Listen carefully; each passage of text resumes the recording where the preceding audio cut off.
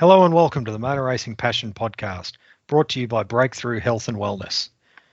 We're back for 2022, and with me again, as usual, we've got Daniel Blattman, Adam Blattman, and Brock Schaefer.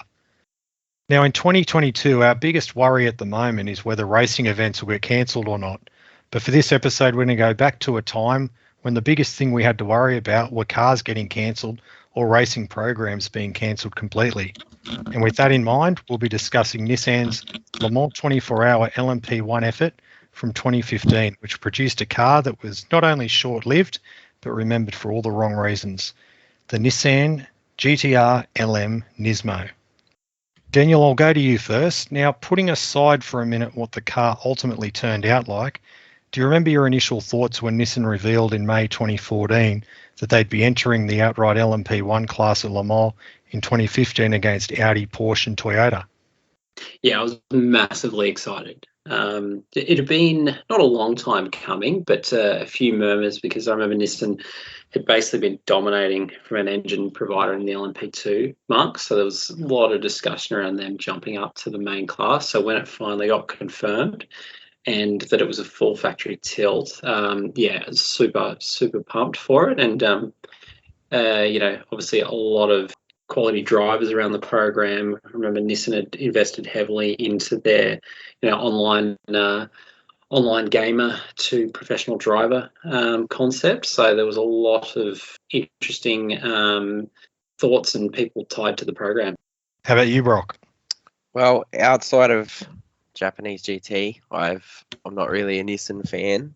So when I heard the announcement, if we're being honest, I wasn't really excited at all. And I didn't really think anything of it because, if it's not a Cowsonic Skyline in Japanese GT, just probably won't do it for me. And you're probably not regretting you didn't put too much thought or effort into the getting excited about it. I would love for Nissan to do something to really capture my heart, but this effort was not the effort to do that. What about you, Adam? Yeah, well, it was cool to see that Nissan was coming back into the top flight of sports car racing, going back to when they ran the R390 for that. That was really cool to see, and hopefully from the outset when it was announced, it was hopefully going back to up against the other big marks that were already in LMP1. So it was exciting to hear, but yeah, as we'll go on, it quite wasn't there, was it? No, unfortunately not. I mean, I was pretty excited that Nissan had signed up. They were going to be the fourth manufacturer, along with Audi, Porsche and Toyota, as we'd mentioned, in LMP1. And it had been basically 1999 since we'd had four major manufacturers in the top class. And ever since then, we'd had the Audi domination in the 2000s, and then Peugeot came along to give them a bit of competition in the late 2000s, and then we had Toyota announce they were going to join for 2012, but then as soon as they joined, Peugeot quit. So we were still stuck on two manufacturers, and well, the old story that two manufacturers is obviously better than one, but you're not comfortable at two manufacturers because obviously if one pulls out, then it leaves one, and why is one, unless you're Audi, why is one manufacturer going to stay around all by themselves, or Toyota at the moment? Yeah. But so then we got Porsche in 2014, and everyone said, well, that's your third manufacturer, so you can be comfortable. But in my thoughts, in some ways, three manufacturers in a way is no better than two, because if one pulls out, then you're back to two, and you're worrying again about another one pulling out. So I thought with four manufacturers, I thought sports car racing's really getting back to how it was when I grew up. And Nissan, as Daniel said, they'd had an LMP2 engine program, and they'd been ramping up their interest. And obviously, as Brock said, with Japanese GT, they had a great heritage in GT racing there. This just seemed like the natural progression into sports cars and Le Mans. But if you look at that as well, you think 2015, when we had the four manufacturers for that one race, but then the class itself was done in the end of 2017. So you think like it grew to arguably its peak in 2015, but within 2 years, or 2 years, 3 seasons, it was done as a class. So it shows you how quickly the sports car landscape can change positively or negatively. Well, yeah, I Right. mean, you look at it from 1999 to 2000 Yeah, as a yeah, guide. mostly. But or even you compare Le Mans, say 1995 with Le Mans 1997. Sports cars have a funny way of the landscape, as you said, changing really, really quickly. Yeah, and even you think when Peugeot pulled out 2012 through till like 2015, like that, that grew very fast, and there was obviously a lot of positivity around the almost said hypercar, not hypercar, but the LMP1 hybrid formula. And then within the same amount of time, it was all done, and it was too costly, and we're on to the next thing. So I think it's one thing we're never going to get away from with the class. It's what makes it good and what makes it challenging at the same time. So Nissan have had they sort of started to get serious about Le Mans in the mid '80s, and for 1986 that was their first attempt at Le Mans in the outright class, which at the time was obviously Group C rules, and they were in the C1 class. They started with a March chassis for their works program. I guess probably from an Australian point of view, of those early efforts from 1986 onwards, of local interest to us would have been 1988, where Alan Grice and Wyn Percy were in one of the main Nissan entries in 1988, as at the time they were the factory Nissan touring car drivers in the European Touring Car Championship. I mean, those early efforts showed promise, but not results. Then for 1989, the program was taken. Well, the Group C program was taken over by Nissan Motorsports Europe in England, run by a familiar name to us, Howard Marsden. And this culminated in 1990, Mark Blundell's famous pole lap in the Nissan at Le Mans, where he took pole by 6 seconds. I checked out that lap on YouTube just to re-familiarise myself with something outstanding. What effectively made that lap? Was it traffic? I think traffic was part of it, and I think Mark Blundell just had a crack.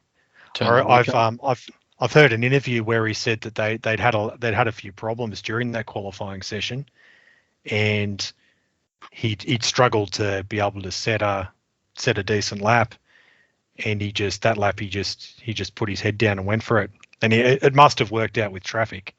It's still phenomenal. Like you look back on it. So 238 mile an hour down the Yeah, that's moving, isn't it? The closest comparison that's what the Indy 500 in qualifying, like they're doing 220 mile an hour. But the other thing is that's the era of super whiz bang qualifying tires that explode after one lap. Yeah. So that is super cool. Other interesting thing about that pole lap was that was the first year with chicanes on the Mulsanne Straight. That's right, because they changed it. 89 was the last time at the straight, so it was a 90 year.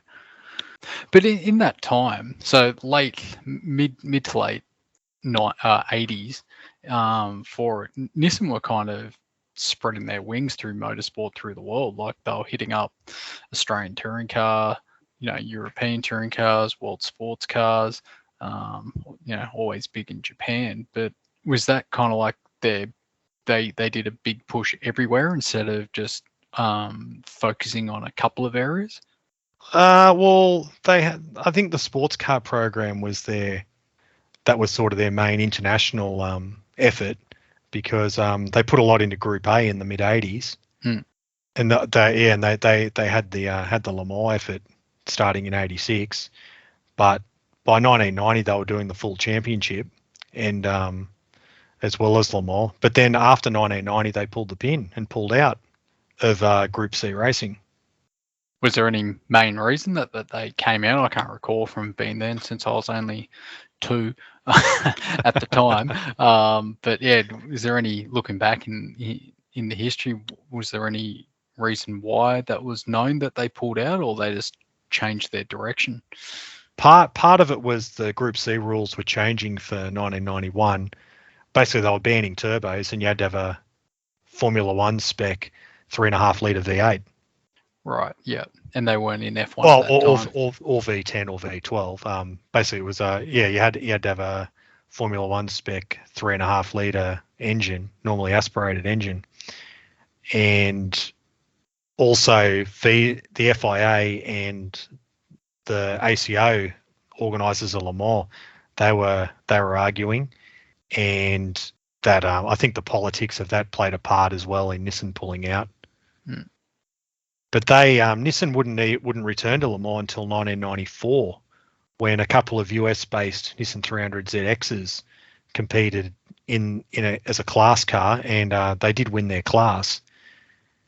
And then for 95 and 96, some Japanese-run Nissan GTRs ran in the GT1 class, and ran okay, but they're not certainly not pace-setting cars. It wasn't until 1997 when the Nissan R390, that was when Nissan returned for a major effort at winning the race. When you think of Nissan sports cars, the first image of a car that pops in your head, is it the Le Mans cars or is it the IMSA cars? Probably the IMSA car, Jeff Brabham. Yeah, same. And that's interesting. So why is that? From an Australian point of view, maybe because Jeff Brabham drove it, but also they were very successful, the US-based effort. It's just a bit strange that they were so successful. I mean, I know they were different cars, but they were similar. Yeah. So successful in the US in IMSA and have never won a Le Mans outright. Different teams running them. Yeah, the team that ran it in America, wasn't the team that was running them in Japan or in the World Championship in Europe. Yeah. The other Japanese manufacturers like Toyota, right? And I feel like this is important and ingrained in Japanese culture, and it trickles into motorsport.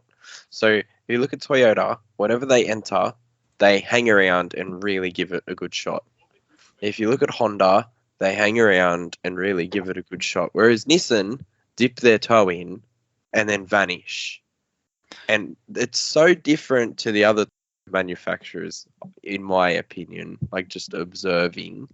And I don't know, maybe that's why I've never gotten behind Nissan. But you feel if they had the same sort of grit and determination that Toyota and Honda have, that they would have done much greater things. And this would be a completely different conversation.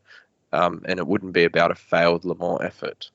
But do you think they when I think of Nissan, you look at their touring car pedigree, like, do you know what I mean, that stands out way more than your Toyotas and your Hondas, for example. Do you think they just ultimately invested in different areas, if that makes sense? The touring cars were like Australian, like the Godzillas that dominate Australian touring cars were built by Australian teams. And I mean, you hear interviews and they say, there was nothing like them. I mean, Japan couldn't believe what Australia had done with them. So although they were Nissans, I wouldn't class that as like the Nissan organization making those touring cars what they were in Australia anyway. Yeah, no, sorry, more just the wider brand.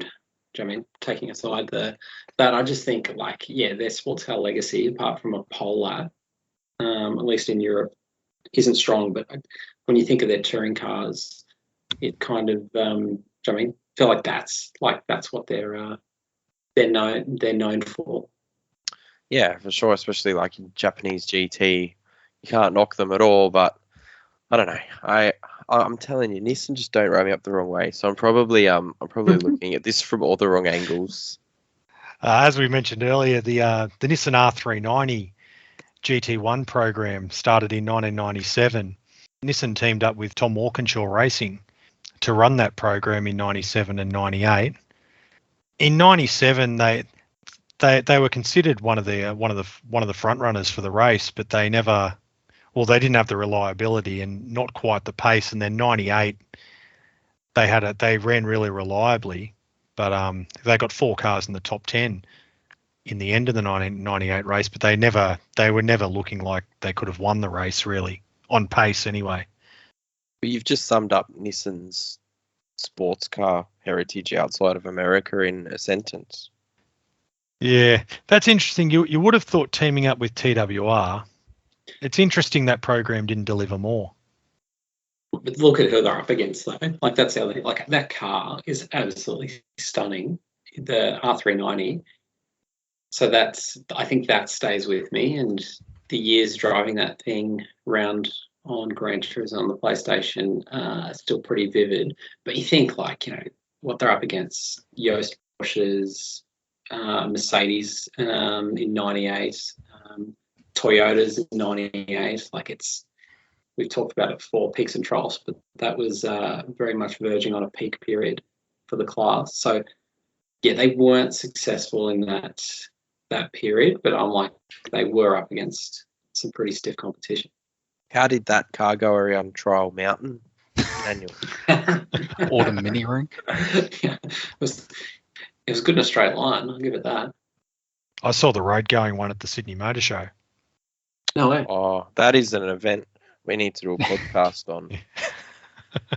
Reminisce about the motor show. One thing with that Nissan R390 program, I mean, they only ran at Le Mans in 97 and 98. They didn't do a full FIA GT championship campaign. That surely must have played a part in it as well. That wasn't uncommon, though, for the time, though, was it? Yeah, well, Toyota did the same thing. Yeah. It's a shame those two, because I mean that they arguably could. I mean they could have helped to keep the championship going. Although a lot of manufacturers jumped off GT1 cars after 1998.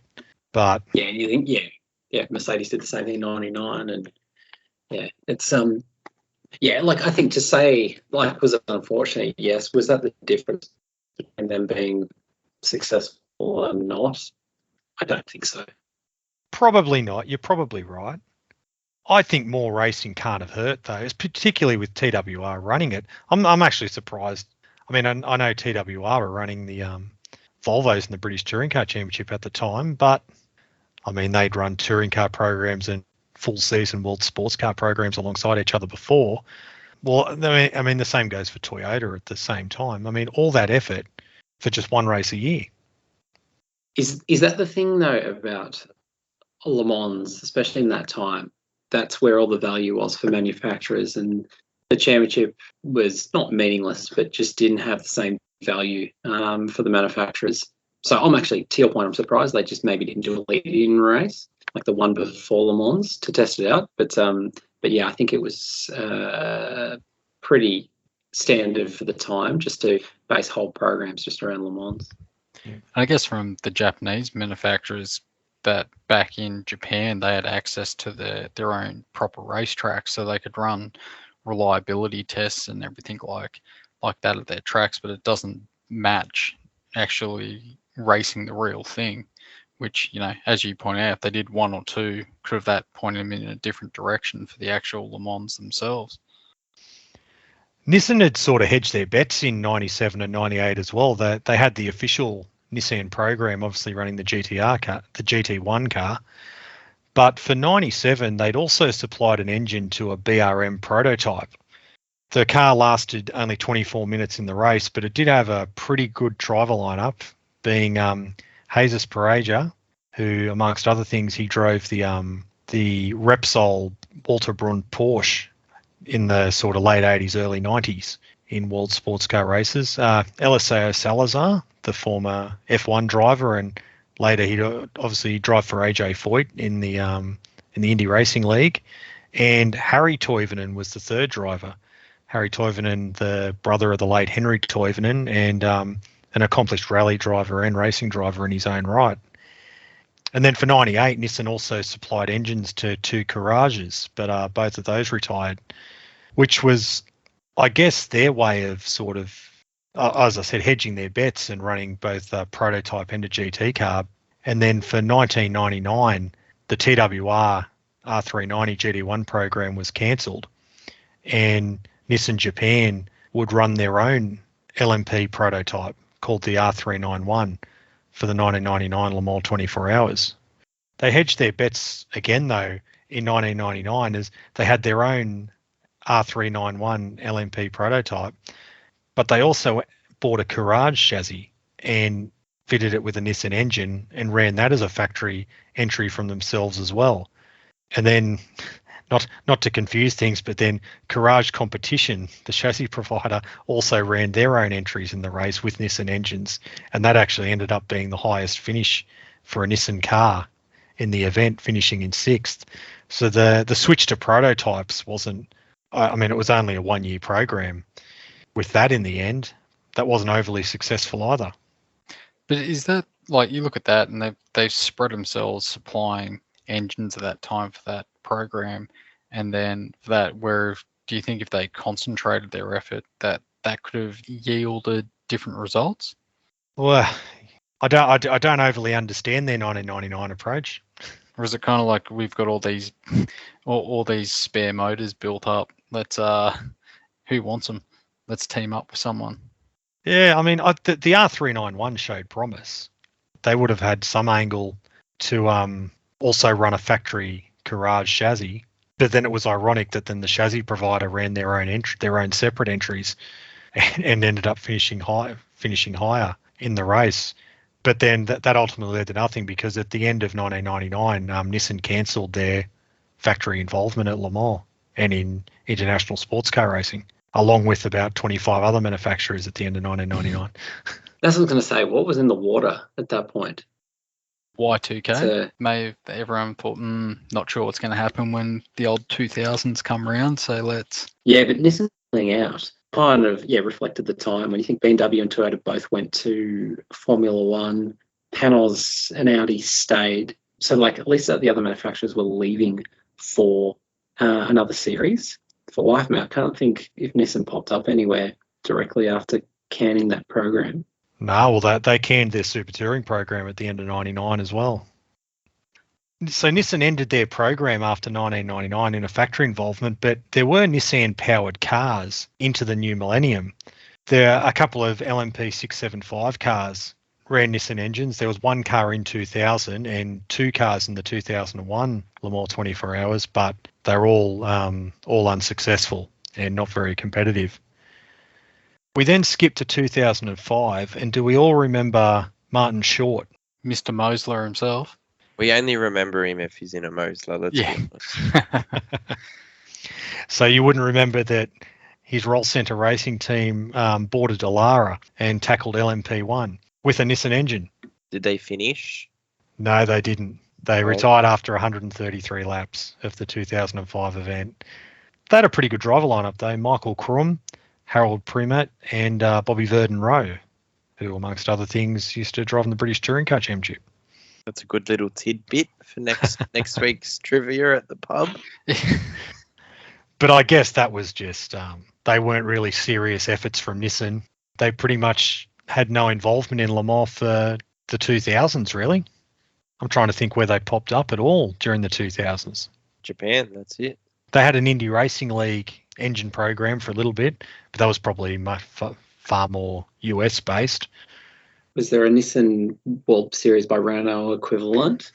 They were behind the World Series by Nissan until the mid 2000s when it became Formula Renault 3.5. But that was pretty much it for the 2000s until the second year of the 2010s, when in 2011 Nissan announced that they were going to join up with Signature Racing to provide engines for their LMP2 program. Signature then turned into what Alpine is today, isn't it? Yes, I believe so, yeah. But that Nissan LMP2 engine deal ended up being quite successful for Nissan, because they won the LMP2 class at Le Mans in 2011, and then again from 2013 to 2016 before they changed the LMP2 engine rules. So at least they were winning when LMP2 was a proper class. Who were their engine supply competitors in that era in LMP2? They dominated the engine entries. So Judd was one. Yeah, that's what I mean. Like Honda. If there's 18 Nissans and a Judd and a Honda, is it really that much of an achievement? Well, no. But I think the reason was all the teams picked Nissan because it was the best LMP2 engine. Okay. So, like Starworks ran the Honda, and they ran it in America as well. Level 5, which the dodgy Scott Tucker, Marino Franchitti, and Ryan Briscoe actually drove. Sorry, this is 2013. I'm referencing at the moment. But yeah, Hondas. It says that like there's a Lotus here on the entry, but I'm pretty sure that did not run a Lotus or any type of Lotus motor. But what Yeah. you're saying is, if Honda had put any actual effort into it, they would have been the dominant engine in LMP2. No, what I'm saying is this is Honda 2015 spec F1 engines. So, Which but is yeah, which is still better than a 2022 spec Nissan F1 engine, which doesn't exist. just wait 2026. Okay. Nissan F1 engine. We'll get an RB26 on the F1 grid. Yeah. That'll be cool. But yeah, no, I like that era of LMP2 before the ACO sold out LMP2. Like they were the best engine and like the dominant choice amongst all the teams. It's the equivalent of the Orica chassis at the moment. Well, we should sum it up with see what you can do when you put your mind to it, Nissan. While they were dominating LMP2, Nissan also had an involvement in quite an interesting car, the Deltawing. Do we all remember that? God. Are we really going to talk about this atrocity of a car? We are, but it's interesting to remember, of course, that it wasn't supposed to be a sports car at Le Mans. Well, thank God it didn't become an Indy car, because that would have been even worse. That was Chip Ganassi too, pushing that. I want to know Daniel's opinion, because he's the I regard Daniel as the IndyCar expert on this podcast. So how do you feel about that? Yeah, no, I remember when the images of the Deltawing was provided back in, that was 2011, or maybe even the back end of 2010, the iconic committee. It was launched at the Chicago Auto Show on February 10, 2010. Yeah, and so that's when IndyCar took expressions of interest for the new chassis, and yeah, Lola put one together, and obviously Dallara, and then this Deltawing popped up. And when I saw it, I was slightly uncomfortable just because it was different, which was kind of, you felt threatened. Yeah, I was like, that's not an Indy car. And do you know what I mean? I remember the discussion at the time. Everyone was like, well, how's that going to get around the hairpin at Long Beach? But it obviously challenged a lot of thinking around it. So when it turned up at Le Mans, 2012, 12 months later, I liked it as a sports car because it fit that whole Garage 56 thing in the black kind of livery with the Nissan down the side. Like it looked cool. Like it went okay. The Batmobile. Like Speedway. Yeah. That car challenged was the back row of the grid. Well, no, because it qualified 2012. It qualified like 22nd or something, give or take. So, like, by no means it wasn't going to beat the LMP2 cars, but it was competitive in terms of lap times with the LMP2s. Yeah, but it wasn't on pole for LMP2. I think it started 22nd maybe, give or take. And I think in warm up it set a pretty competitive time. So no, it was fine. Thanks to Kasumi Nakajima in the Toyota that knocked it out about 5 hours in, pissed me right off. No, because it was cool. It was something different. Like that's what makes Le Mans, and that's where this whole way through this story, I'll credit Nissan. They're never afraid to do something different, and this was a prime case of it. It's a pity it only went to Le Mans once. That circles back to Nissan not really sticking with the program fully. In their defense, it wasn't their program. The Deltawing wasn't their program. So you get Garage 56 once. I think very rarely, if ever, someone's got 2 bites at the Garage 56 for consecutive years. But ironically, and I don't know if you'll tell the story, Luke, but this morphed in. Nissan left Deltawing at the end of 2012, and then the Nissan Izod, or however you pronounce it, Zeod, that's the one. They took Ben Bolby and ran that the following year. That was the Nissan one that they ran, and obviously that was the beginnings of what became the 2015 campaign. Yeah. So fundamentally, what happened was, as Daniel mentioned, Ben Bolby, he was working for Chip Ganassi at the time, and he designed the car. And while it was aimed at IndyCar initially, and it certainly swelled up some interest in the next generation IndyCar, and I think many people feel that it basically convinced IndyCar to get a new car going to replace the then current Dallara that they had. But IndyCar never really seemed to have interest in seriously adopting the Deltawing. But Don Penhoz was interested in the car, and he brokered a meeting with the ACO, who were keen on the car as well, and that's where the invitation for it to become the Garage 56 entry. That's where that came from. Nissan weren't overly keen initially, and apparently needed to be talked in by Michelin to be involved in the project, because Michelin was right behind the Deltawing project right from the start in 2011. But as we've just said, they did Le Mans in 2012. But after then, Don Penhoz took the Deltawing in-house, and he developed it further with a Mazda unit, while Bowlby, as Daniel said, he joined Nissan. There was actually poached, yes. But from there, actually, there ended up being a lawsuit filed by Penhoz against Nissan and Ben Bowlby for using Deltawing IP in the not only the Nissan Zeod Le Mans car, but also the Blade Glider road car concept. But that ended up being settled out of court very quietly. I was going to say, hard to argue with any of that. Like, just visually, you look at all of them, and Don had a case. It seemed to get settled very quietly, that one, so you wonder what money went where. I'm pretty sure Nissan wrote a check. One interesting thing about the Deltawing, though, was it won Autosport's Pioneering and Innovation Award in 2012, obviously just before the bust-up. But the Deltawing from there, I mean, that ran pretty much through to the end of the ALMS, run by Penhoz. And once again, with some relative success. I remember Catherine Legg driving that. I think Marino Franchitti had a couple more cracks at it. And it actually, I think it ran through the first year of the IMSA combination, and then obviously once they went from there, it kind of fell out. It wasn't included in the new rules. I was to say, it just shows, like, with Don Penhoz taking it over and the development, sticking with it and developing it and refining it. Imagine if they had the resources that Nissan had, if they stuck with it for that long, could have they taken it further than what Don Penhoz did? I guess Nissan weren't keen to continue with that sort of program, I guess, because they didn't own it. That's probably the fundamental reason, I would guess. A couple of interesting things about the Deltawing program. All American Racers had been out of the race car business for a few years, but the Gurneys said they couldn't resist being involved in the Deltawing program when it was presented to them.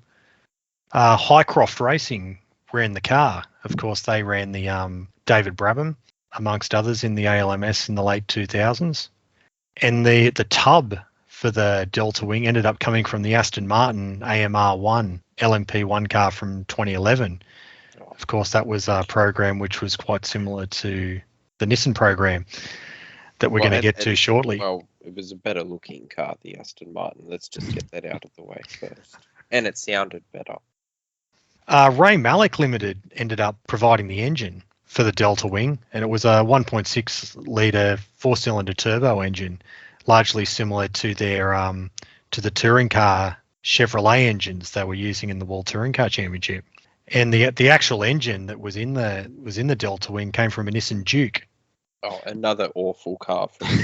Yeah, I was going to say, even I won't defend that one. But what about people now who own a Nissan Duke who are big fans of the podcast? I don't have a problem with them as a road car, right? If you like to take your Nissan Duke down to your poker game, that's fine by me. But the fact that it was in any way related to something that was meant to race on a racetrack is abhorrent. And it was said that the Deltawing was only using 55% of the fuel of the V8 P2 cars, which is quite impressive. Probably making 55% of the power. So there you go. Well, as we said, so Nissan had 2013 off, and as we mentioned, the Nissan Zeod was developed by Nissan in-house for the 2014 Le Mans 24 hours, where it ran again as the Garage 56 car. And obviously, the interesting thing about this one was that it was it had an electric engine and an internal combustion engine inside. And one of the goals of the program was to do a full lap on electric power, which it succeeded in. In qualifying, what an achievement! Yeah. Well, it didn't do enough laps in the race to. Yeah, don't let's skim over this. That broke my heart too. Yeah, well, as you said, yeah, they only did 5 laps in the race before they had a transmission problem. One of the selling points on the car when they originally built it was they said that both the gasoline and electric power plants will run through the same 5-speed gearbox that transfers the power to the ground. Yeah, well, that gearbox works so well. Can't even do 5 laps of Le Mans. I can't imagine that car would have had a very complicated gearbox. Here you go, defending Nissan and Zeod again. It achieved 300 kilometers an hour down the straight. Yes, it did. Yeah, which is pretty impressive. The one saving grace of Zeod. And what the car qualified in a 3-minute 50.1. So that put it in and around the LMP2s. So there you go, Brockets. When it worked, the package was relatively speedy. Look, it is fast, and if any one of us was strapped in the passenger seat of that car, we would have been terrified. Do we know what Zeod stood for? Failure in Japanese. Zero emission on demand. One of the interesting things on the Zeod was it was the first major manufacturer to use a 3-cylinder engine in major international motorsport, according to Nissan. They said they were aiming to maintain their position as industry leaders in focusing on downsizing. And they said that lessons learned from the development of this engine will be seen in Nissan road cars of the future.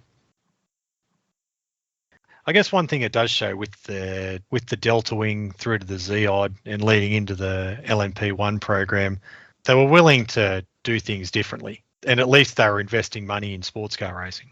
Yes, they do things differently, but they don't stick with it and pursue it and turn it into something great. They sort of just go, oh, here you go. It's not very good and it can only do 5 laps. And then that's it. And then they pop up later with another ridiculous program. What do you think, Luke?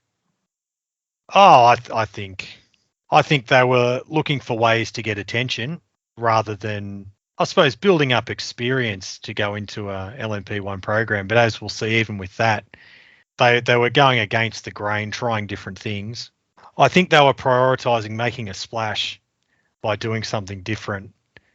Maybe they had the goal of the 2015 Le Mans program in mind, and the 2012 and 2014 efforts were supposed to just gain attention and build up interest.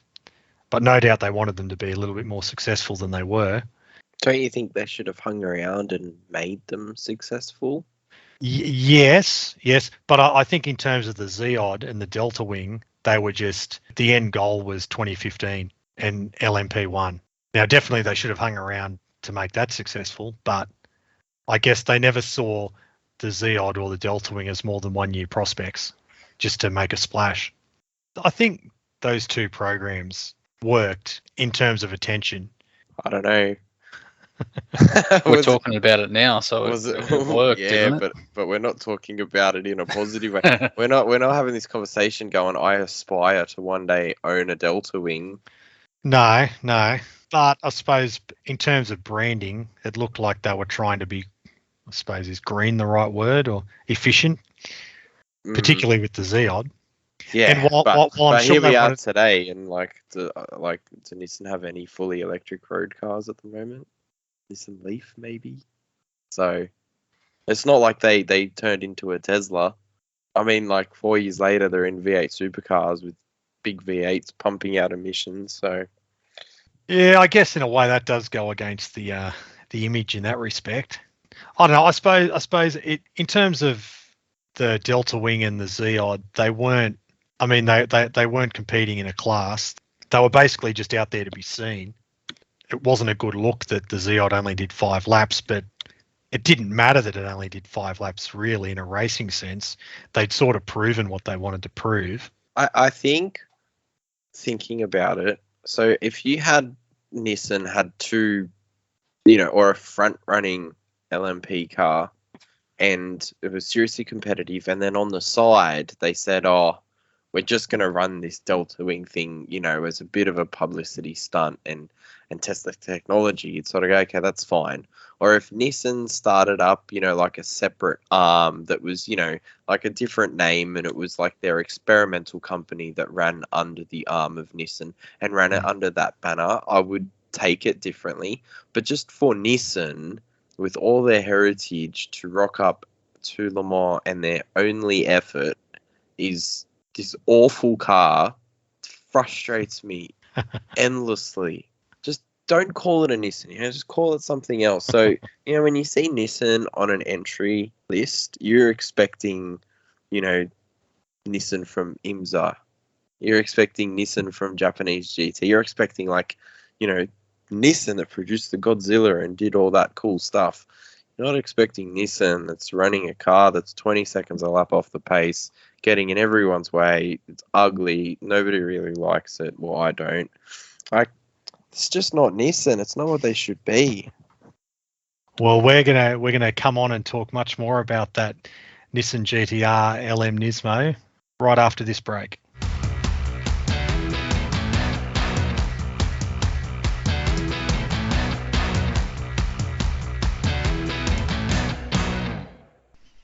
Breakthrough Health and Wellness. The Breakthrough 60-Day Challenge combines a highly effective weight loss program and a high-end personal fitness experience without costly memberships. In a culture of flash workouts and going hard, Breakthrough have taken a more sustainable approach and developed the perfect program that will not only get you fit and healthy, but also help you shed stubborn weight that you thought was never going to budge. Breakthrough will offer new inspiration and goals that will lead to life changes you can easily maintain. Each week, Breakthrough offer interesting muscular endurance, strengthening and functional movement exercises with a training app that will rival any workout you have done at the gym. For more information, visit mybreakthrough.com.au. That's MYBreakthrough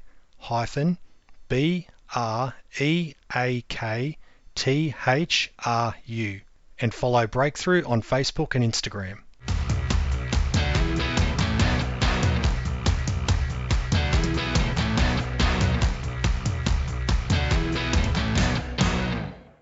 Welcome back to the podcast on the Nissan GTR LM Nismo from the 2015 Le Mans 24 Hours. So we'll move on now to that Nissan program from 2015. So what did we think of a Le Mans sports car being launched during an ad break in the Super Bowl? It's different. Expensive? That's the other thing about the Super Bowl. It's not cheap. It's also not as cool as Le Mans. But I think that launch showed so much about the project in terms of, it was heavily funded through the North American arm of the program. It was funded basically around its marketing and innovation frame, rather than, let's say, a pure just racing pedigree, which I think that not sowed the seeds, because I think that's the only way they were getting the program up, but it kind of showed you the direction of where it was going and, obviously the key drivers behind it. Yeah, apparently Nismo originally wanted a European launch for the car, but obviously Nissan US put a bit of pressure on, and the Super Bowl angle was taken. A case of Bud Lights under the table. Certainly could have been. But Jan Mardenborough was the guy who drove the car, or in the filming of the ad. It included, he did a lot of first and second gear running in cold, damp conditions. And it was during the filming of this that their new extract gearbox gave up. But they put it down to saying that they said they weren't overly displeased about it because, they were simulating safety car laps. I think that's one of the first that manufacturers come out and said they were actively practicing safety car conditions. Well, one of the other things with that, they actually had originally planned to actually launch the car at the end of 2014. They'd rented out Sebring. There were reports at the time that the car was behind on development. Whether that's true or not, I'm not sure, because you'd think maybe the Super Bowl aspect would have come into it by then too. So although the car did end up very much behind on development, maybe that wasn't the actual reason at that point. But there'd been plenty of rumours about what the car would look like leading up to the announcement, and it ended up being some Porsche fans that spied the car testing at Circuit of the Americas in Texas, and they managed to get some photos of the car lapping. And although they were very grainy, well, you could obviously see that it looked very much like a front engine car. First of all, like what did we think about the prospect of a front engine car in 2015? I'll be honest, I don't hate this car actually. I know front engines went out of fashion in like 1970 for sports cars and F1 cars, but from a look standpoint, the car looks okay. Why you would make a front engine front wheel drive sports car? I'm trying to be really nice here. It's very creative, but compared to the Deltawing, I really like this car quite a lot. Compared to the other LMP1 cars that were on track with it, at the same time, I really don't like this car a lot. The prospect for me for a front engine front wheel drive car, I thought it was pretty cool. Do you know what I mean? Like, and we'll see for good reason. But even with the likes of Toyota, Porsche, and Audi, the cars were so similar. So to have someone kind of going against the grain, offering up some new technology. That kind of flows along with some other cars that have been built over the years in racing that on paper they look really good, and in theory how it's been designed should work, and it just hasn't turned out that way in practicality once it hits the track. So you're right, like the idea was great and the theory behind it was great, and great to see, something different. But it just didn't translate once it hit the track. Well, I think you saw, like, once it did get to Le Mans as well, part of the concept did definitely work. Like, it was super slippery in a straight line, front wheel drive being able to stretch his legs. The lack of drag in a straight line was a massive advantage over the others. I was pretty shocked that we're doing a front engine car. I mean, Panoz had tried it 15 years earlier, and they'd done all right. But I mean, if there was any merit to it, someone else would have tried it in that time. One really awesome thing that I found out about this car was its sort of hybrid system, and it had a computer that would decide into braking zones whether it was going to use the conventional brakes or use the drag of the flywheel to slow the car down. And so this flywheel that they had was like 8 kilos or something. Like, it was really, really heavy, big thing. And when it was like fully spun up in a braking zone, I'm not an engineer, everyone, but this is roughly what I heard, that the actual flywheel had to be encased in a vacuum because it would spin up to 47,000 RPM, and the tips of the flywheel would actually reach Mach 2 to 2 times the speed of sound, and that's why it had to be encased in a vacuum. And obviously, I don't think it ran with the flywheel system on it, which was part of the reason it was so slow. But this flywheel system that they designed and in theory was going to work, I mean, that's insane, right? Like, you think of flywheel traveling 2 times the speed of sound. That is pretty cool. Well, even just the concept of like the technology, like Brock just spoke about, the flywheel, that they changed it, that the front wheels as well, that the 14-inch front tires, 14-inch wide front tires versus a 9-inch rear, to do with weight distribution and everything like that, to give them better traction and whatnot. That's the thought that went into it to get the car to deliver. You can't argue that. So I guess, 2 points. Front engine, front wheel drive ultimately wasn't the issue with the car, like, that made it uncompetitive in the end. I wouldn't write off the project, put put it down to the front drive, front engine aspect of it. I think that is a concept actually was proven to have some merit, which didn't get fully explored in the project. But I think secondly as well, the only way Nissan were getting this off the ground was by doing something different, technology-wise, concept-wise, and obviously tied to that marketing budget. So if they went down and built a conventional, car, a bit like Toyota or Audi, I don't think they would have got the funding approval to get it up. So it was either do something different or don't do something at all, which ultimately didn't get them anywhere on track success. But I think that was their only way to get to Le Mans, so to speak.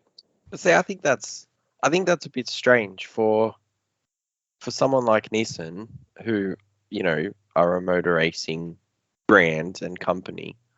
Why would you not be able to get the funding for a car to win Le Mans, but you can get the funding for a car that's way out there and probably not going to win Le Mans? I think where the company was when it was announced, 2014 or end of 2013, it was around that kind of, future technology, innovation, thinking differently. That's how they were positioned as an organisation. So basing it around this new concept was, and using racing as that platform to show that innovation, and Nissan was doing things differently to other manufacturers, was how Darren Cox got the project approved and how he had to really fight for it. So I think without that, they would have just stayed in LMP2 as an engine supplier. I guess it just shows the different way people go racing and the way different people view it. I mean, I know if I was the big boss of a car company and they wanted to go racing, I'd be saying, we're going to win. We're not going to showcase that we can make a front-wheel drive LMP1 car. We're going to make a rear-wheel drive LMP1 car, and we're going to win the damn race, or at least try. Yeah. Well, here's some quotes from Marshall Pruitt and Daily Sports Car from the early launch of the Nissan. Darren Cox said that the brief was, don't build me an Audi or a P1 copy. The decision was taken, if you had a new sheet of paper, what car would you build? Let's be honest, Audi have got $200 million in the bank in terms of investing technologies, and Porsche basically almost copied Audi in a lot of respects. We looked at a blank sheet of paper, and the best solution is the engine you see downstairs, which is a V6 twin-turbo, four-wheel drive with the engine in the front. It must be a GTR then. Then it's just a marketing job made easy. I don't know. I just don't agree. And it didn't work. So there you go. Ben Bowlby said, we could have copied what Audi, Porsche and Toyota are doing, but it would have been difficult to beat them by doing that.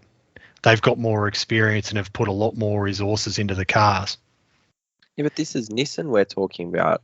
Do Nissan sit in a boardroom and go, we can't match Audi on a racetrack? Of course they can. If they hung around for 5 years working at it, they would have done what Toyota have done. And then there was Andy Palmer, who was Nissan's executive vice president, but was ultimately gone basically around the time the car was launched. He said, you don't go to Le Mans just to turn up. The brief to the team is to go with something different, go with something that brings new technology, which is transferable to the road car technology, and an approach that is innovative and exciting, and of course, go to win. Well, it was innovative. I don't think it was that exciting. I don't know. It's interesting. I think a lot of people would agree. If you look at Nissan, where they are now, they're not where they were in their glory days.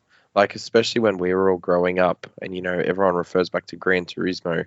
But, like, that was the cars and that was Nissan that we all loved and grew up with. And now, they're almost unrecognizable. I mean, like, what has happened? And maybe now, with these little quotes and sort of insights as to what's going on at boardroom level, maybe we're seeing where they started to shift away from the Nissan we've always known and loved, or in my opinion anyway. Well, I think in some ways what happened was this car. Yeah, in terms it's not the Nissan from the late 90s. Nissan from late 90s wouldn't have made this car. could that just be the cycle of the management at Nissan? At the time that the people coming through at the top there were all about innovation and using motorsport as a tool to do that. And then when that passed, the next flux of them came in, and it was like, oh, we're not going to do motorsport. We're not going to push that. We're going to push this because, this is where we can get our biggest sales margin and biggest sales from. Let's not go gung ho into motorsport. Yeah, it must be, but we are all such one-eyed, bleed motorsport. So when a car company goes from being one of the powerhouses of world motorsport to nothing, essentially, it's crap, and it has to come from the boardroom. So thumbs down from me. I think if you look at what happened after, like when the program got shut down, Darren Cox got punted, and even the Australian Nissan program got shut down within 2 years. Bathurst 12-hour involvement went. It's almost like the shockwave that followed through that. Just obviously, the management was like, okay, we've had our short time in motorsport. We're almost doing retreat, because they did pull back pretty much from all major championships that they were involved in. So it was a big catalyst, but I also think it shows that Darren Cox was such a massive driver of motorsport. And when you think of the e-games kind of concept that Nissan pioneered as well throughout that phase, even that seems to have disappeared now as well. So it's it definitely was a unique time, and once he left, there was a bit of a vacuum of motorsport people within the company. As we sit right here, right now, do you class Nissan as a motor racing brand? Not right now. No, you can't. Because they're still active in Super GT mainly, but that's local Japan. That's no different to saying, Holden when they were in Australia and only doing supercars. For there's like just their equivalent of that. So they're active locally, but not on a world stage. I mean, let's be honest. The most Nissan action in Australian racetracks is the Pulsar series. 20-plus-year-old cars. Yeah, so I think it's a travesty. I think it's sad. Whoever is in the boardroom at Nissan has forgotten about the thing, in my opinion, that made Nissan great, which is motor racing. And until they get back to it, they will never be as good as they were. They're not racing people running the company. Possibly also because they're tied up with Renault. Well, maybe they should have made the Nissan F1 team rather than the Alpine F1 team. They might prioritise the Renault or now Alpine brand. Then there needs to be some cross-branding going on under that umbrella, surely, because like Porsche and Audi do. Yeah, it's just not good enough, man. Nissan need to fix it up. Still start building some cool road cars again, some new road cars. Get some race cars back out and start doing what made Nissan great. Back to the LMP1 car, do you think that they, by wrapping one of the Nismo GTR LMs in a Manchester City soccer team colour scheme and putting it on display at one of their home games, do you think it gained them any extra fans? I'd say no. That was one of the things they did. Would it generate people at the football, depending on which side of the fence you sit on, would have gone, hey, that's in our team's colours, that's cool. But unless they knew what Nissan was, or they were curious to go research it more, it could have said, that's just don't want to say a prototype in the sense of it's a prototype race car, but in the prototype from a manufacturing point of view, looking at, that's just, a concept prototype car dressed in our colours. That's cool. Nissan's original driver lineup for the 2015 season was actually quite good.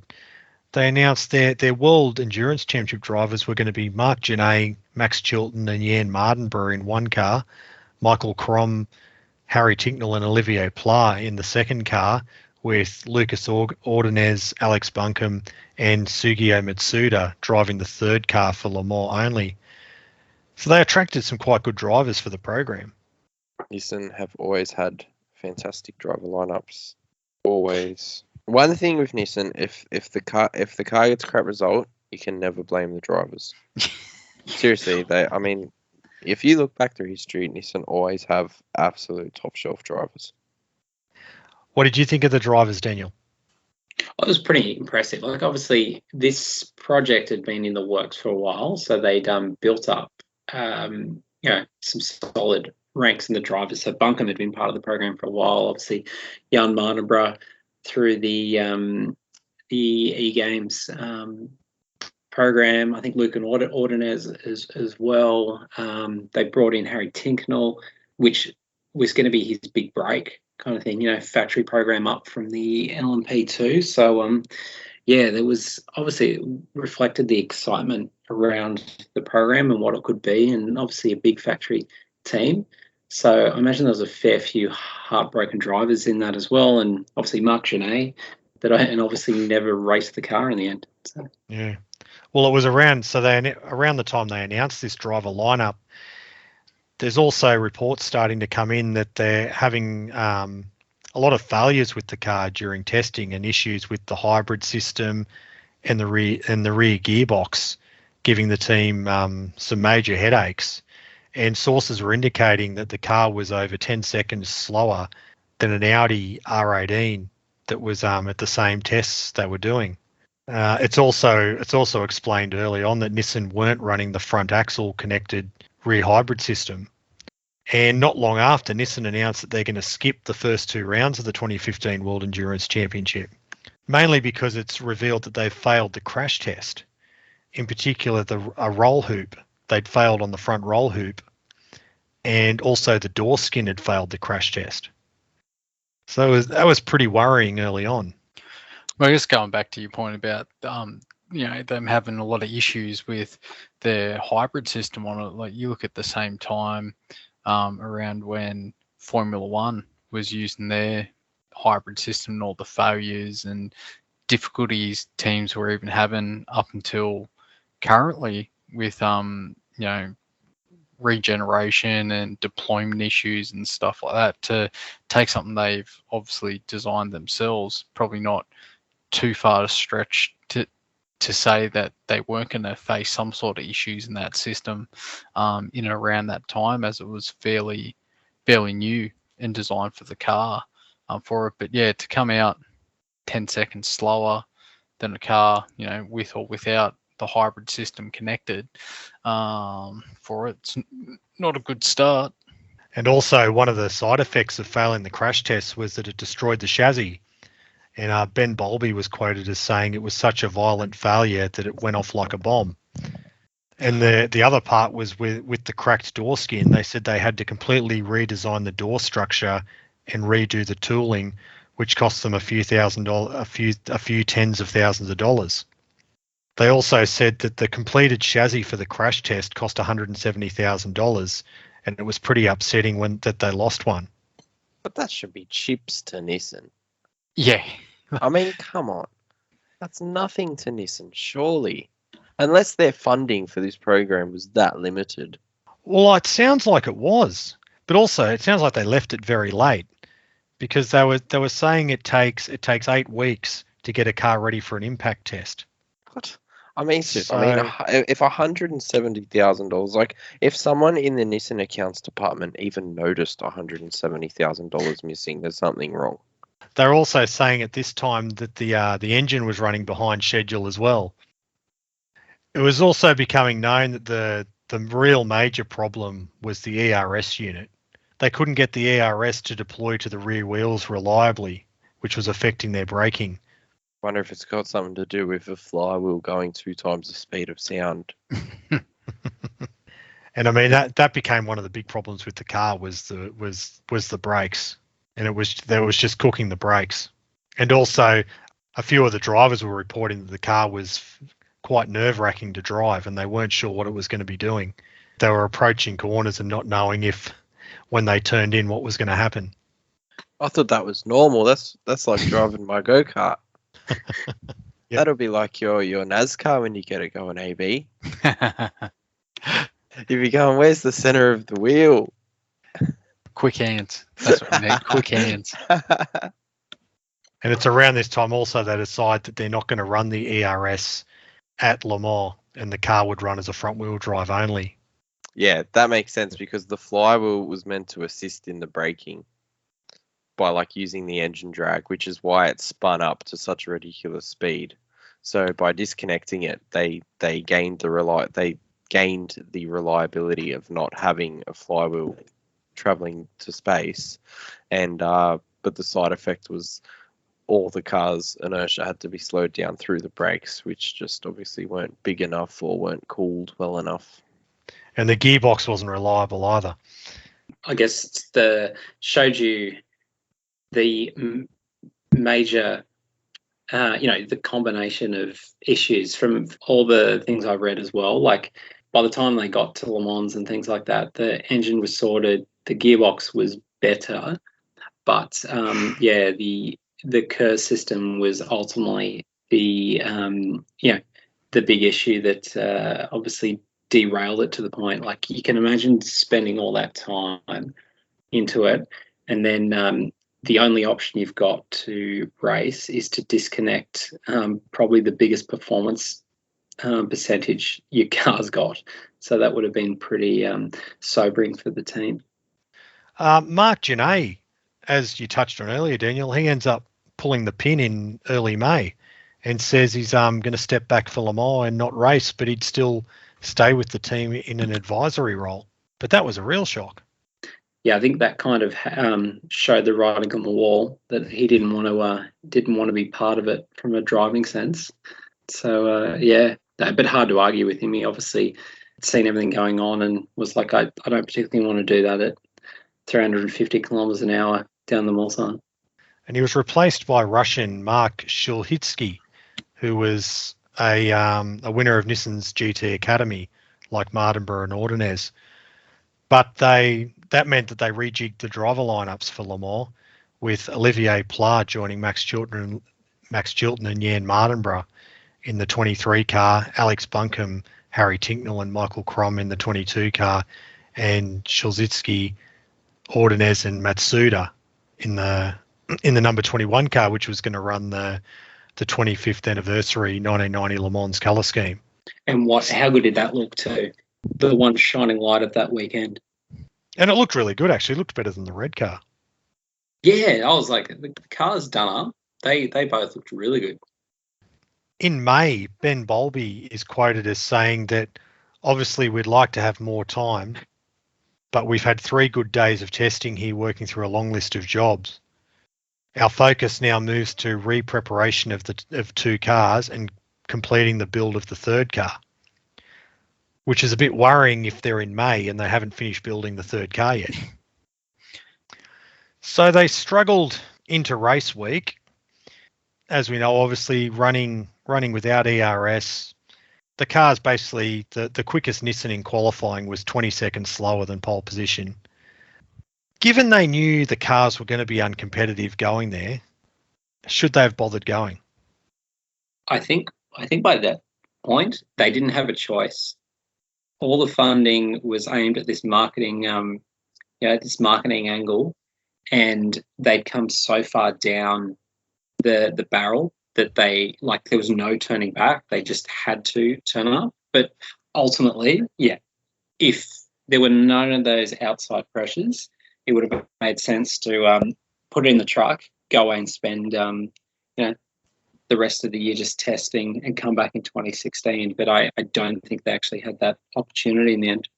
Anyone else, as Daniel said, that the whole marketing plan around it, for almost put them in a corner to race. But put anyone else, and you wouldn't take the car there for it. If it was me, and the decision was there, you would put it off 12 months to do it if you had the option to, for sure.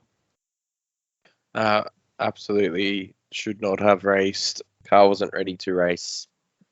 It was embarrassing for Nissan, and whoever is in charge of marketing or whoever made that decision should have realized that it's better to delay it 12 months than to be the laughing stock of Le Mans for the next 5 years. Do you think not running would have cancelled the program there and then? Yes. Yeah, I think that you talk about the Super Bowl commercial, you talked about, all the promotions, everything. Like, it was a marketing-based project. So having nothing to show for it, ultimately it didn't, like, to Brock's point, they ran and it still got canned at the end of the year. But I think they're damned if they do and damned if they don't in terms of that race. I don't know. Yeah. I just still reckon every effort should have been made to not run the car. You think they would have saved more face doing it that way? 100%. You just say the marketing guys, we're sorry, but it's racing. Racing's complicated. This project's complicated, and it's not ready. We need 12 months. In the meantime, we're going to give you 12 months of solid marketing content, testing, more promotional events. We're going to get the car sorted, and we're going to come back in 12 months. And instead of being 20 laps down, we're going to be in the top 5, and you're going to get tons of good marketing. And we're going to sell tons of road cars because of it. I'm actually surprised, and it probably came down to a safety issue in the end. But even just in practice or qualifying, they didn't have like one go with the KERS connected, because like that car without it was half a car. So even if they could have just strung one lap together, Nissan Zeod kind of style, just to show its potential, I think that would have gone a long way to keeping the project going. But the fact that there was nothing tangible to show for it was the hard part. So obviously it must have been a safety issue to prevent it. But I would have thought that was an opportunity. Just, sticky tape it together and try and get like one lap out of it just to show the car's potential, because that would have been fascinating as a direct comparison to the other cars, to show the potential or translate the on paper potential to something on track. Yeah, and to that, like, you think about it, if they did do that the marketing they could go with, we set the foundation here, we showed what the car could do, come back next year and watch what we can do. And, that would have given potentially 12, as Brock said, 12 months worth of content of how they could flow on from that one lap that they could do. Yeah, because the car was in a straight line. And I can't remember the specifics of it. In a straight line, it was like, I think the fastest car down the Mulsanne, just because obviously V6 twin turbo, no front wheel drive, it was pretty efficient. It just obviously had zero punch out of corners and things like that. So it's like, part of the concept was shown. It just was obviously hidden under the lack of a KERS system. They also had problems with the suspension system, which they said was affecting the car. They couldn't run over curbs, and that was linked to the ERS not being run. But it meant that they couldn't keep the car online, which was costing them a lot of time. They can't stop it. They can't accelerate it. They can't use curbs. Why on earth would you enter the car into the race? Because it's already been paid for. It's just terrible. Imagine going to that meeting with the CEO of Nissan and say, hey, the X amount of $1 million you spent in the last 12 months doing this program, and it doesn't work, and we can't even do a full lap because the suspension's going to break because we couldn't get the ERS system to work to the rear wheels. Like, it would be, there's the door, out you go. Well, Brock, you're going to fall off your chair, but they couldn't get the door working, the gull-wing door working at one of the stints as well. So just to add to your... It's just a failure from top to bottom. Unbelievable that Nissan would allow something like this to happen. I know I'm talking about it like it's the worst thing ever, but I mean, this is Nissan, and I hold them as they should be. And held it's to Le a, Mans too. held to a high standard, and this missed the mark in every category, in every way, and it was a sham.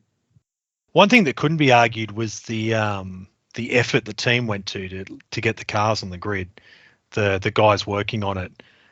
Ben Bowlby was quoted leading up to the race saying that they were averaging 14-hour days, and often it was nearer 20 hours a day, and he compared it to being like they were doing boot camp. It's nothing to do with the team or the driver's fault. They're all clearly extremely smart people. This is all boardroom. Must have been demoralising though if you're a mechanic on the car or a driver on the car, and you knew you were in for a busy 24 hours if you were a mechanic, and you knew you were in for an unsuccessful 24 hours if you were a driver or in upper management. Be like being a Haas mechanic. You just know the next 12 months we're just going to be last. Yeah, it's awful, but it all comes from the top down, It's how it is. It'd be like working on AB's go-kart. Just no matter what, you're leaving without a result. Well, especially in the last 4 years. But no, it all comes from the boardroom, man. They say water flows downhill. Well, it's the CEOs, mate. It's the penguins in the boardroom that have caused this. They've got to take the blame for it, in my opinion. Well, in terms of the three cars, the number 23 car, that struggled on. It almost made it to the end of the race, but it had a transmission failure towards the end. The retro number 21 car, that went out with suspension failure. Well, the number 22 car, it did technically make the finish. It crossed the line, but it had lost too much time during the race to be classified. So they did technically make the finish of the race. And Darren Cox was quoted as afterwards as saying, "I'm feeling very proud of the whole team right now. For sure, we have had problems, but that's what happens when you innovate. Our engine is strong, and we were able to quickly fix the other problems that we had. We have learned an incredible amount at Le Mans, and our battles will only make us stronger." And By never coming back. They didn't know that at the time, because it's also mentioned that they'd already started designing the 2016 car, and several team members were quoted as saying they estimated the project was 5 to 8 months behind schedule. Look, there's no doubt if they kicked on with this and we're still going on with it now, sort of like what the other manufacturers did for like extended periods of time, I reckon they would have got somewhere. They got good enough people. They clearly got smart enough engineers. They've done enough in the past. They would have got there, but they just no commitment. They just bailed. At the end of the 2015 race, that obviously they were talking about saying, well, they were at that stage they were going to do the rest of the 2015 World Endurance Championship, as well as coming back into 2016. Did you think they'd come back? The only thing I cared about was Porsche victory. And that's my honest answer. I don't really remember what I thought about it. You got a 1, 2, 3. Exactly. And it was a great day. As every Le Mans won by Porsche is a great day. I was hopeful, but it didn't take too long for that announcement to come through that they were going to opt out of the remaining WEC races. So by this stage, there was a bit of a pattern. They pulled out of the first couple of races. They had a bad showing at Le Mans, and then they pulled out of the remainder. So I think I was still in the back of my mind, in the front of my mind, hopeful and confident that they'd bounce back. But there were some sneaking suspicions coming in now going, well, where's this headed? If they're pulling out after racing now, what's the long-term options here? But I wanted them in there. For your point earlier, Luke, with Toyota struggled as well in 2015, not to the same extent as Nissan, but they went from WEC champions in 2014 to being 8 or 9 laps down over the length of Le Mans, and they bounced back strongly in 2016. So I was kind of hopeful and trying to be positive about Nissan sticking around in the sport. Yeah, I personally wasn't confident after Le Mans. I didn't see how you could come back from that. It was that embarrassing, was it? The only way is to leave with your bag, Yeah, with your head in a bag. I just didn't see how, given how wrong they'd got it, and how many problems they'd had. I thought the only answer would be to do a completely different car, which it didn't sound like they were prepared to do, or they'd have to do something more conventional, which they didn't seem like they wanted to do. On that though, like hindsight's a great thing, but it was obvious that they were trying to innovate too many things at once, and the time frame that they gave them from the start of the project to the end obviously wasn't enough time to get it done to the point of where they needed it. Would have been better to do a stepped approach, to have a concept of, okay, we're going to innovate this part of the car first. Okay, so we're going to sort of copy what everyone else is doing here, with the end goal in 2 years, 3 years of having our vision of this, so then we can continually chip away at the parts to get it right and then get there, instead of throwing all the innovations in one go and just what happened with them there in 2015. There was some movement after Le Mans. As Daniel touched on earlier, Darren Cox left the team. Well, left the manufacturer as a whole, and they first announced they'd missed the next World Endurance Championship race at the Nürburgring, where they'd already said they were going to run the rest of the year without ERS in the World Endurance Championship, which, as at Le Mans, it left them effectively racing as an LMP1 light car, like the Rebellions, but with the LMP1 hybrid sort of weight and penalties and things like that. So after pulling out of Nürburgring, they ended up later on announcing they were going to withdraw from the championship as a whole and come back in 2016. Nissan then continued the testing, and they tested it at the Circuit of the Americas, and then later on in the year they went to the NOLA test facility, which I believe that hosted an IndyCar race in 2015, didn't it, Daniel? Yes, correct. Well, Nelson Piquet Jr. was someone who got to drive the Nissan there.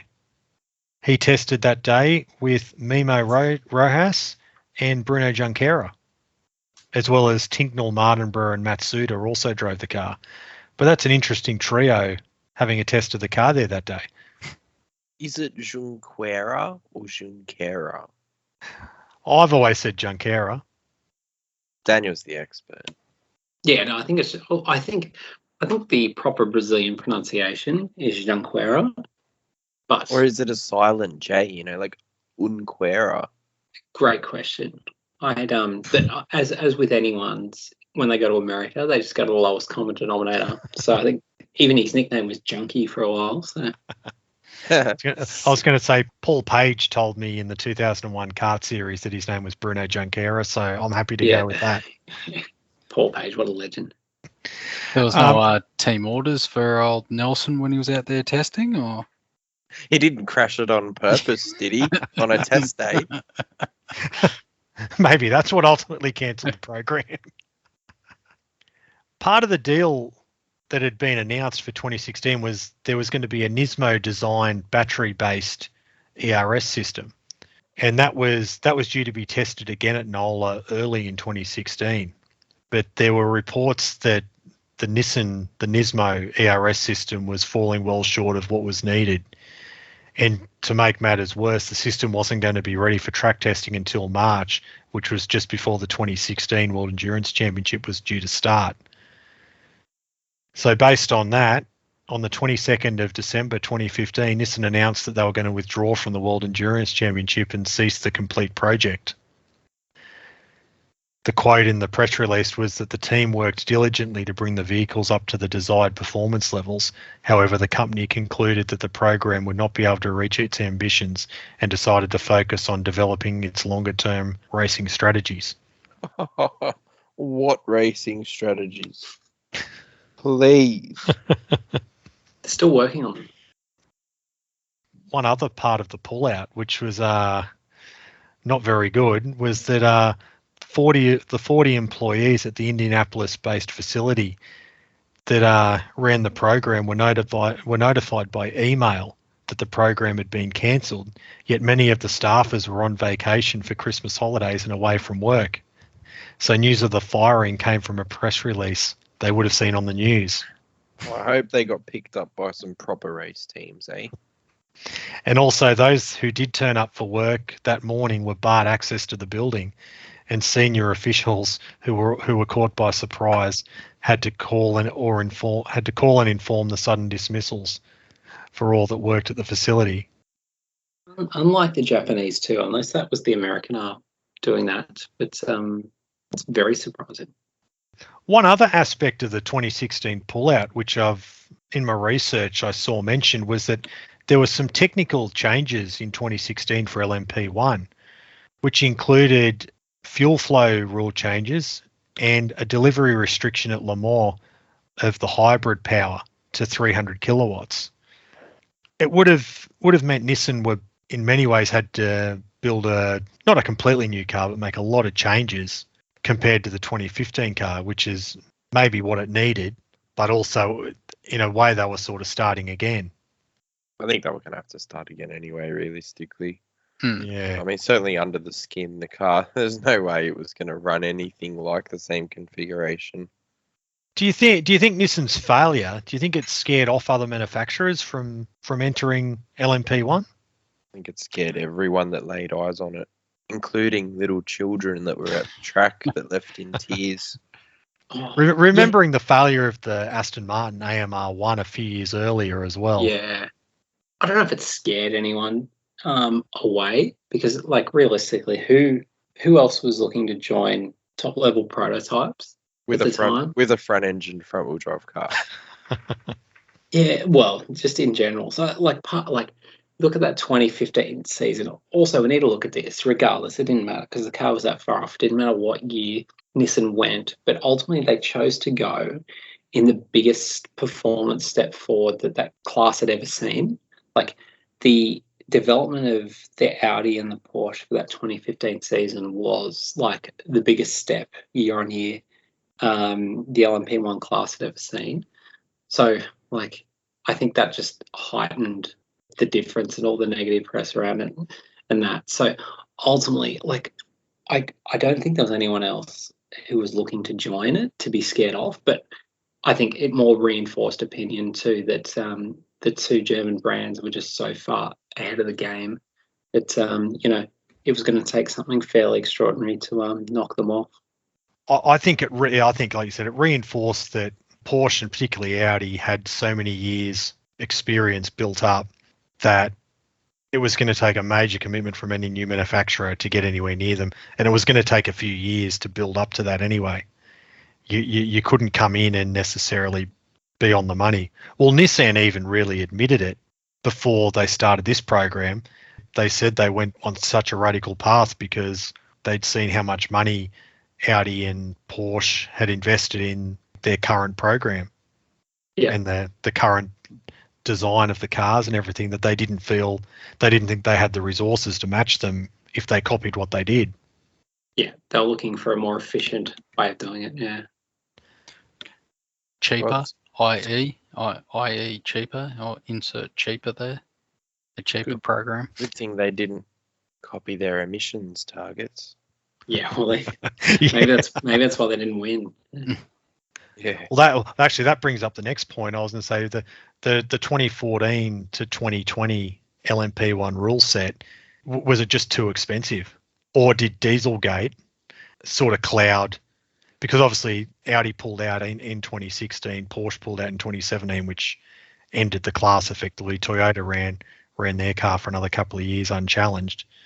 But was it just ultimately too expensive, or did Dieselgate and the Porsche and Audi pullouts, does that cloud it a bit? I think Audi and Porsche being wiped out because of the emissions thing with VW left Toyota, and then any manufacturer looking to get in is like, these guys have like 5 years development on us, and this rule set is coming to its end in the next few years based on history. So what's the point? Why would you join? I wouldn't. Yeah, I think it was a combination of like a perfect storm. So Dieselgate definitely like that trimmed the Audi and Porsche program in 16 and 17, and then obviously contributed to their pullout. But I think also the LMP1 regulations had just grown and evolved to a point that it wasn't sustainable. So yeah, I think it was the combination of two that led to the demise. It was coming one way or another, and it was probably just expedited by Dieselgate closing that off. So, and also you think of the abruptness of Audi pulling out as well.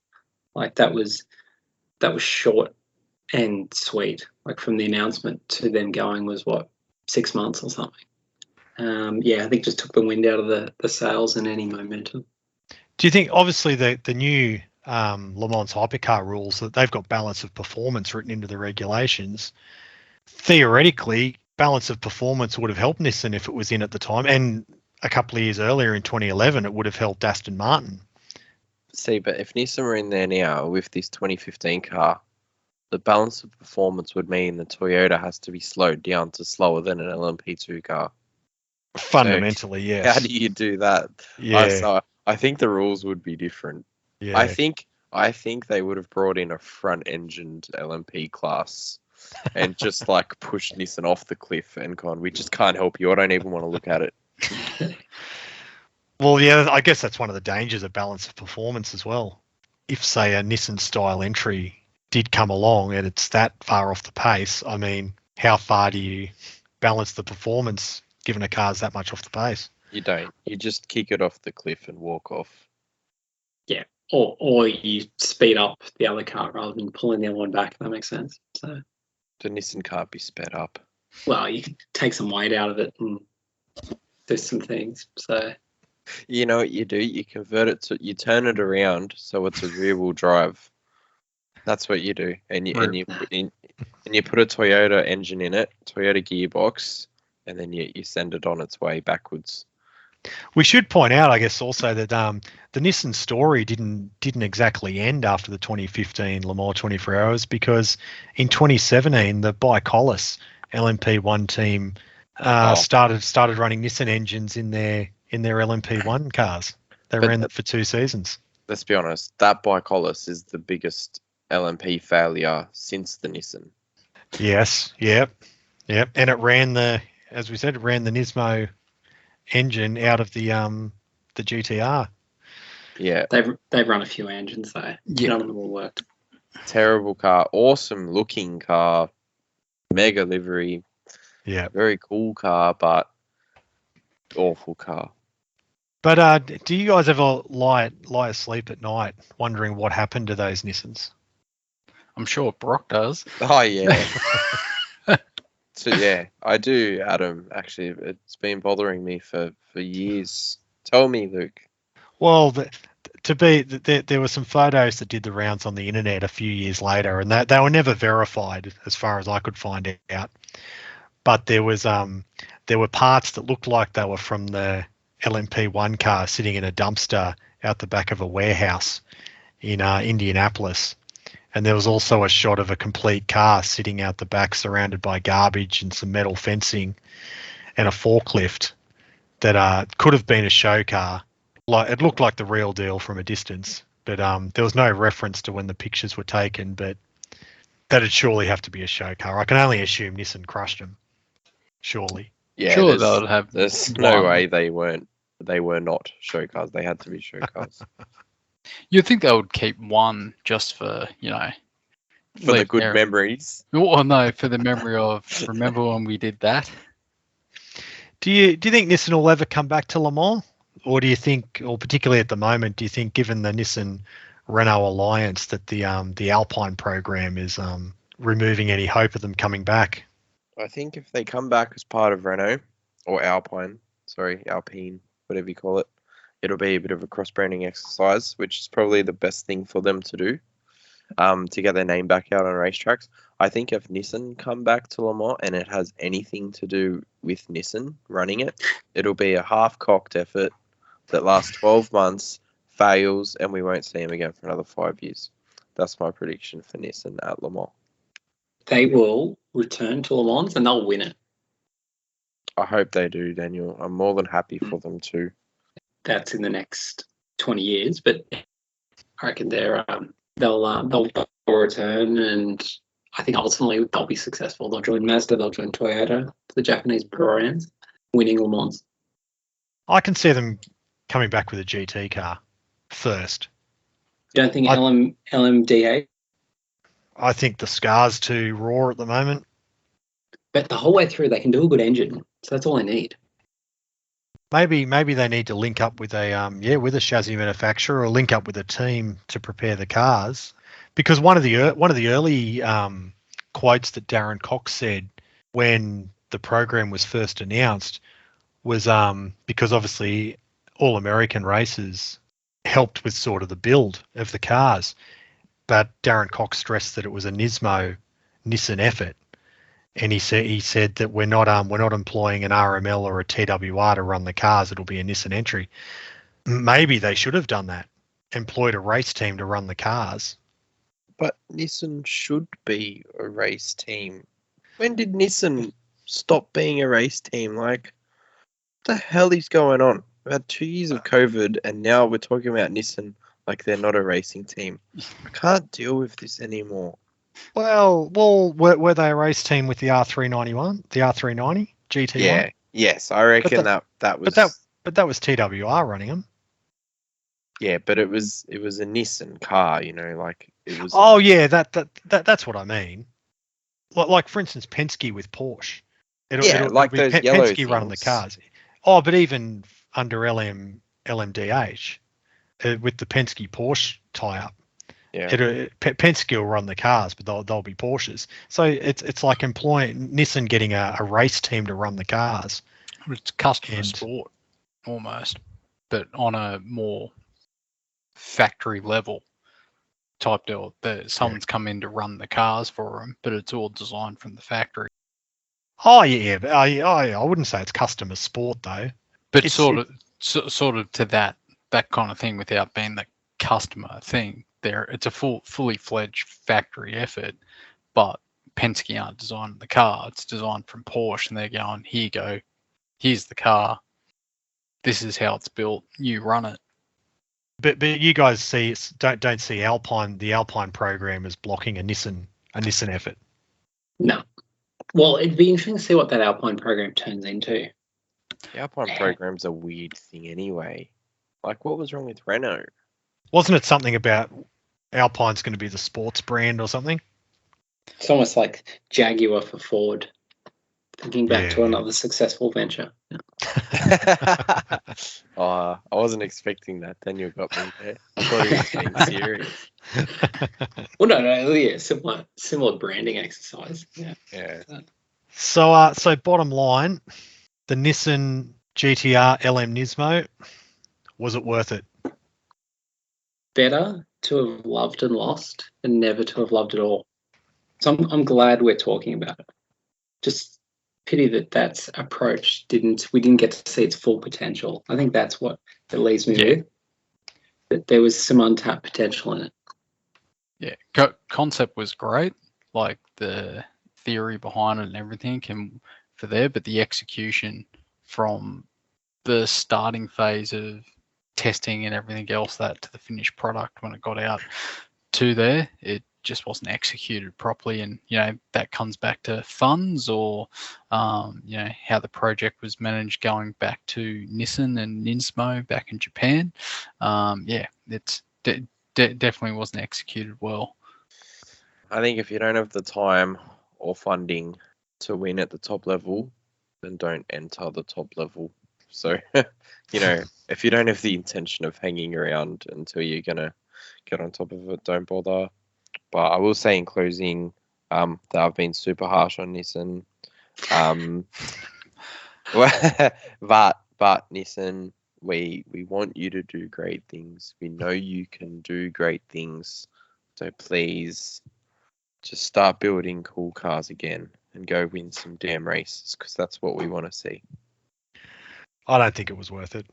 I can see what they were trying to do, and I suppose if they were saying they didn't have the resources or the budget to challenge Porsche and Audi with a sort of a normal design, then you're sort of taking a punt that you're going to do all this alternate technology and go on an alternate route.